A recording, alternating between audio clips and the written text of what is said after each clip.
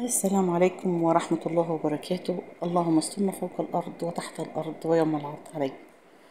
أهلا بيكم حبايبي. هنعمل النهاردة حاجة جميلة جدا بنشتريها غالية قوي من بره، ولادنا كلنا بيحبوها. معانا ربع فرخة، هنعمل منها شرايح لستريبس. هنقطعها مجمدة، هنقطعها بقى صوابع أو بصي ايه التقطيعة دي زي ما انت عايزة. وربع فرخة هنعمل منه غدا جامد أوي النهاردة، هيكفي العيلة بحالها. هي حاجة موفرة بس طعمها خطير، واحسن ما تجيبيها من بره، واحسن ما تروحي لها المطاعم كمان. تعملي سندوتشات، تاكلها مع رز، تاكلها مع مكرونه. هنشوف هنعمل مع بعض احنا ايه النهارده. تعالوا بقى كده، معانا نص لتر من الميه حطينا فيه البهارات اللي انت تحبيها. عندنا بابريكا وكمون وسبع بهارات وكاري.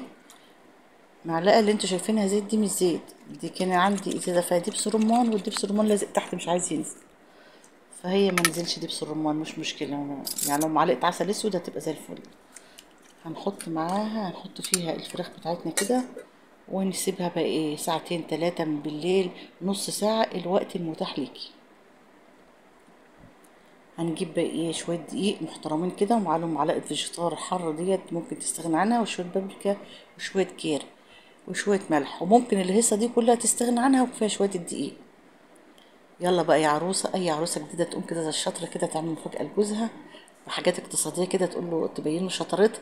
أي بنوتة شطورة عايزة تعمل لمامتها مفاجأة وتطبخ لها حاجة زي الفل هيت، وحاجة ايه اقتصادية، تعتبر اقتصادية في الزمن اللي احنا فيه. ربع فرخة هنعمل بغدان. دلوقتي قلبناها، لازم تقلبها كويس جدا في الدقيق، وممكن ترجعها في التتبيلة تاني، بس أنا فضلت إن أنا أحطها في المية وأرجعها تاني. بصي قلبي على قد ما تقدري. التقليبه ديت اللي بتعمل لها ايه، الحاجات اللي شبه كنتاكي ديت، القشور اللي عليها. كده خلصناها مع زيت ساخن. هننزل بيها ونحمرها ونسيبها براحتها بقى، ما نوطيش عليها طبعا، نخليها متوسطه شويه بعد اول حراره، علشان لو وطت خالص هتبقى طريه. هي الشرايح الفراخ بتستوي بسرعه. اللهم صل وسلم وبارك عليك يا حبيبي يا رسول الله. صلوا على النبي وما تنسوش اللايك والاشتراك وتفعيل الجرس فضلا من حضراتكم. دلوقتي الستريبس بتاعنا اتحمر واتقرقش وبقى زي الفل. بصراحة كان جميل جدا جدا جدا.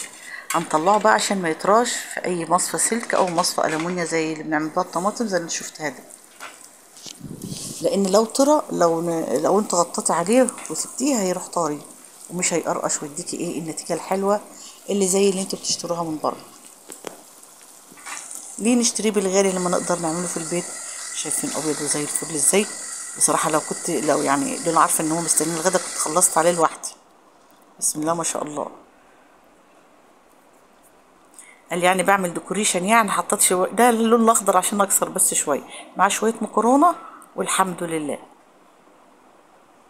دمتم في رعايه الرحمن، والسلام عليكم ورحمه الله وبركاته.